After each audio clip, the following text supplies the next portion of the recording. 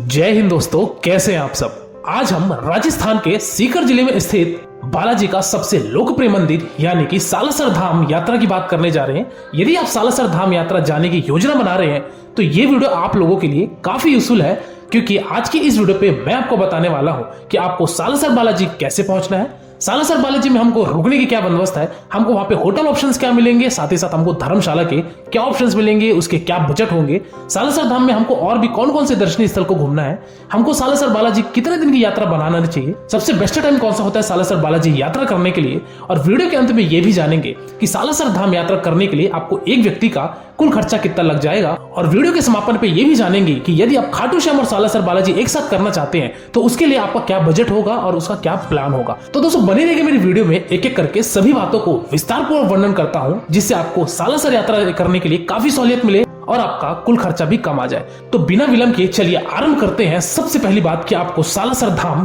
कैसे पहुंचना है। दोस्तों सालासर बालाजी पहुंचने के लिए मेजर आपके पास 3 बड़े ऑप्शन आते हैं। पहले ऑप्शन की अगर बात की जाए तो वो है आपका बाई ट्रेन का। दोस्तों यदि आप ट्रेन से आना चाहते हैं तो जो नजदीकी रेलवे स्टेशन है वो है आपका सुजानगढ़ रेलवे स्टेशन। दोस्तों सुजानगढ़ से सालासर बालाजी की जो दूरी है वो आपकी लगभग 30 किलोमीटर की पड़ जाती है, और ये 30 किलोमीटर यात्रा करने के लिए आपको बस और शेयरिंग टैक्सी ढेर सारे ऑप्शंस आपको देखने को मिल जाएंगे। तो आप देश के किसी भी शहर से, किसी भी राज्य से आ रहे हैं तो आप सुजानगढ़ तक की ट्रेन देख लीजिए, और सुजानगढ़ से आप बाई रोड के माध्यम से 1 घंटे की यात्रा तय करके आप फाइनली सालासर धाम पहुंच सकते हैं। लेकिन हो सकता है कि आपको सुजानगढ़ के लिए डायरेक्ट ट्रेन ना मिले तो आप आ सकते हैं राजस्थान के सीकर जंक्शन रेलवे स्टेशन पे। दोस्तों सीकर जंक्शन आ जाइए, सीकर जंक्शन से भी आपको ढेर सारे ऑप्शंस मिल जाएंगे। आपको सालासर धाम आने के लिए बस के भी ऑप्शंस है और आपके प्राइवेट टैक्सी के भी ऑप्शंस मिल जाएंगे। तो ये दोनों आप माध्यम अपना तय करके आप फाइनली सालासर धाम पहुंच सकते हैं। हालांकि जो सीकर रेलवे स्टेशन से जो सालासर की दूरी है ये आपकी लगभग 50 से 55 किलोमीटर की पड़ जाती है, जिसमें आपको समय लगभग 1.5 से पौने 2 घंटे का लग जाएगा। तो दोस्तों पहले ऑप्शन की बात थी कि अगर आप बाई ट्रेन आना चाहते हैं तो आपके पास क्या विकल्प रहेगा। दूसरे ऑप्शन की अगर मैं बात करूं वो है आपका बाई फ्लाइट का। जैसे यदि आप फ्लाइट से आना चाहते हैं तो जो नजदीकी एयरपोर्ट है वो है राजस्थान का जयपुर इंटरनेशनल एयरपोर्ट। यहाँ आप आइए, जयपुर आ जाइए, और जयपुर से जो सालासर की दूरी है वो लगभग आपकी 170 किलोमीटर की पड़ जाती है, यानी कि कहना चाहिए कि 4 घंटे की बाई रोड जर्नी तय करके आप फाइनली सालासर धाम पहुंच सकते हैं। वही अगर मैं तीसरे ऑप्शन की बात करूं तो वह आपका बाई बस का। दोस्तों राजस्थान चाहे स्टेट ट्रांसपोर्ट की बस हो, चाहे आपकी दिल्ली से हो, चाहे आपकी हरियाणा से हो, आपको ढेर सारी आपको इंटर स्टेट बस देखने को मिल जाएगी। यदि आप बस के द्वारा तय करना चाहते हैं अपनी यात्रा तो बस के द्वारा भी आपको ढेर सारे ऑप्शंस मिल जाते हैं और आप फाइनली सालासर धाम पहुंच जाएंगे। चलिए दोस्तों अगली बात करते हैं कि दोस्तों हम सालासर धाम पहुंच चुके हैं, अब हमको यहाँ पे होटल ऑप्शंस क्या मिलेंगे। दोस्तों सालासर बालाजी का जो मेन बस स्टैंड है उस बस स्टैंड से जो मंदिर की दूरी है वो लगभग आपकी 1.5 से 2 किलोमीटर की पड़ जाती है। अब आप बस स्टैंड के आसपास अपने होटल्स ले लीजिए, चाहे तो अगर आप मंदिर के आसपास लेना चाहते हैं तो वहां पे भी आपको ऑप्शंस मिल जाएंगे। चलिए बात करते हैं कि यहाँ पे हमको क्या बजट के होटल्स मिलेंगे और हमको धर्मशाला के भी क्या यहाँ पे विकल्प रहेंगे। दोस्तों अगर मैं बात करूं कि यदि आप मंदिर प्रांगण के आसपास यानी मंदिर के गेट नंबर 3 के आसपास यदि आप अपना कहीं भी होटल लेना चाहते हैं तो यहाँ पे आपको धर्मशाला भी मिल जाएंगे, होटल्स भी मिल जाएंगे। अगर मैं होटल्स की रेट की बात करूं दोस्तों तो आपको 1000 रुपए से होटल शुरू होकर आपके 1500-2000 तक के होटल के यहाँ पे टैरिफ होते हैं 1 नाइट स्टे के लिए। वही अगर आप आश्रम में रुकना चाहते हैं या फिर अगर आप धर्मशाला में रुकना चाहते हैं तो सालासर बालाजी के इर्द गिर्द मंदिर प्रांगण के आसपास ढेर सारे यहाँ पे आपको धर्मशाला देखने को मिल जाएंगे, जिसका कॉस्ट दोस्तों आपका 700 से 800 रुपए रहता है। तो आप वहां पे अपने धर्मशाला लेकर वहां अपना स्टे बना लीजिए। धर्मशाला में भी दोस्तों आपको काफी डिसेंट रूम मिलता है और हाइजीनिक रूम मिलता है, इसमें किसी भी तरीके की कोई भी अव्यवस्था आपको नहीं देखने को मिलेगी। तो आप धर्मशाला ले लीजिए, आपका रिजनेबल बजट में हो जाएगा और आप मंदिर के आसपास भी अपना स्टे बना सकते हैं। तो दोस्तों ये बातें थी कि आपको मंदिर प्रांगण के आसपास कहां पे आपको अपना स्टे लेना चाहिए। इसी के साथ ही साथ अगर मैं बात करूं कि आपको खाने पीने की क्या बंदोबस्त होगी तो दोस्तों मंदिर के ही आसपास ढेर सारे यहाँ पे चौपाटीज है, रेस्टोरेंट्स हैं और यहाँ पे अच्छे ढाबे भी देखने को मिल जाएंगे। तो यहाँ पे आप अपने भोजन की बंदोबस्त कर सकते हैं। अगर मैं खाने की कॉस्ट की बात करूं दोस्तों तो आप मान के चलिए कि आपका 150 से 200 रुपए एक व्यक्ति का भरपेट शाकाहारी आपको भोजन वहां पे देखने को मिल जाएंगे और आप आराम से इस तरीके का अपना भोजन ग्रहण कर लेंगे। चलिए दोस्तों अगली बात करते हैं कि अब हमको सालासर धाम यानी कि सालासर बालाजी के दर्शन हमको कैसे करना है और हमको किन किन बातों का ध्यान रखना पड़ेगा। दोस्तों यहाँ पे सालासर धाम बालाजी में जनरली आपको गेट नंबर 3 से प्रवेश दिया जाता है। गेट नंबर 3 से जैसे ही आप एंट्रेंस लेंगे सबसे पहले आपको यहाँ पे एक मिलेगा जूता स्टॉल यानी कि शू काउंटर मिलेगा। यहाँ पे आप अपने जूते चप्पल रख दीजिए, एक टोकन दिया जाएगा, वो टोकन आप संभाल के रखिए और आप जय श्री राम कहते हुए, जय हनुमान कहते हुए, जय सालासर बालाजी कहते हुए आप फाइनली अपने दर्शन क्यों में लगे हमारे बालाजी के दर्शन करने के लिए।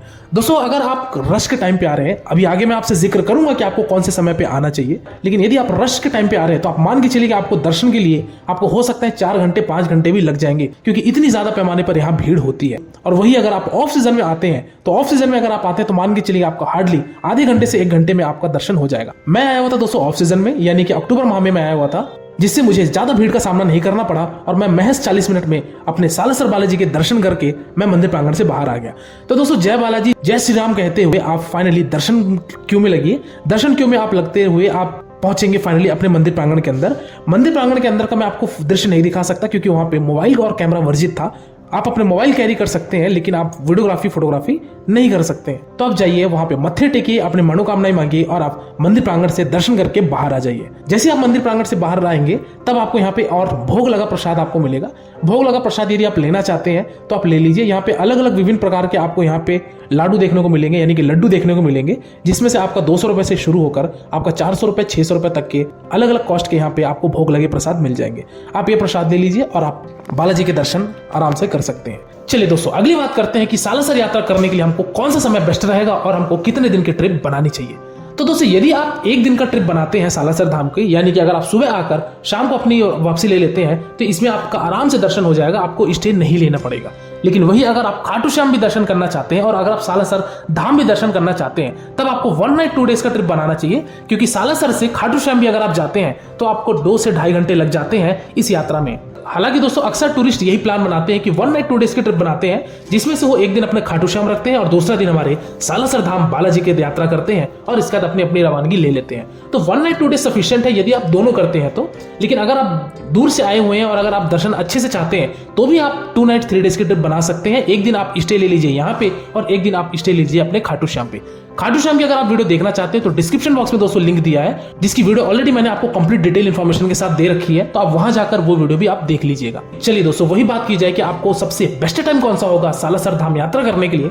तो दोस्तों यदि मैं बात करूं कि यदि आप रामनवमी को छोड़कर, हनुमान जयंती को छोड़कर, कृष्ण जन्माष्टमी को छोड़कर, दशहरा को छोड़कर, दिवाली को छोड़कर और हमारा न्यू ईयर को छोड़कर आप किसी भी समय पे अपनी यात्रा बनाते हैं, इन सब पर्व को छोड़ने के बाद, तो आपको ज्यादा रश देखने को नहीं मिलेगा। लेकिन अगर आप इन सब पर्व में अगर आप आना चाहते हैं तब आपको भीड़ काफी ज्यादा पैमाने पर देखने को मिलेगी, क्योंकि यहाँ पे राजस्थान लोकल भीड़ भी बहुत ज्यादा होती है। साथ ही साथ हमारे देश के और अलग अलग राज्यों से काफी लोग यहाँ पे दर्शनार्थी यहाँ पर बालाजी के दर्शन पाने के लिए आते हैं। तो दोस्तों आप अपने हिसाब से बना लीजिए कि आपको कौन से पर्व में आना है, कौन से सीजन में आना है और आपको कितने दिन का ट्रिप बनाना है। तो दोस्तों ये रहा आपके सालासर यात्रा का एक संपूर्ण वर्णन। चलिए दोस्तों लास्ट बात करते हैं और अंतिम बात करते हैं कि आपको सालासर धाम यात्रा करने के लिए आपको एक व्यक्ति का कुल खर्चा कितना लग जाएगा। तो दोस्तों यदि मैं बात करूं कि यदि आप 1 नाइट का स्टे बनाते हैं और अगर आप धर्मशाला में स्टे बनाते हैं तब आप मान के चलिए कि आपको एक व्यक्ति का जो खर्चा आएगा वो मैक्सिमम आपका 1000 रुपए आएगा, जिसमें आप आराम से अपना स्टे भी ले लेंगे, खान पान की बंदोबस्त हो जाएगी और आप अपनी कुशल मंगल अपनी वापसी ले सकते हैं। इस फेयर में दोस्तों मैंने किसी भी तरीके की आपकी ट्रेन की टिकट, फ्लाइट की टिकट को ऐड नहीं किया है। इस फेयर में मैंने केवल और केवल सालासर धाम बालाजी में होने वाले खर्चे को अगर जोड़ा जाए तो मैक्सिमम आपका 1000 रुपीज एक व्यक्ति का लगेगा और आप आराम से सालासर धाम जी के दर्शन कर लेंगे। तो दोस्तों ये रहा आपका सालासर धाम यात्रा जी का एक संपूर्ण वर्णन। इसके बाद भी दोस्तों यदि आपके मन में कोई डाउट है या मन में आपके कोई प्रश्न है तो आप मेरे इंस्टाग्राम यात्रावश आईडी में विजिट कीजिए। डेफिनेटली आपको मेरे द्वारा या मेरी टीम के द्वारा आपको रिप्लाई दिया जाएगा और आप किसी दूसरे वीडियो में खो जाए इससे पहले आप मेरे चैनल यात्रावश को सब्सक्राइब कीजिए। आज की वीडियो में दोस्तों फिलहाल इतना ही। मिलते हैं फिर एक नई वीडियो में एक नई यात्रा के साथ और एक नए विषय के साथ। तब तक के लिए शुक्रिया। जय बालाजी, जय श्री राम। आपकी यात्रा सफल, सुखद एवं मंगलमय हो।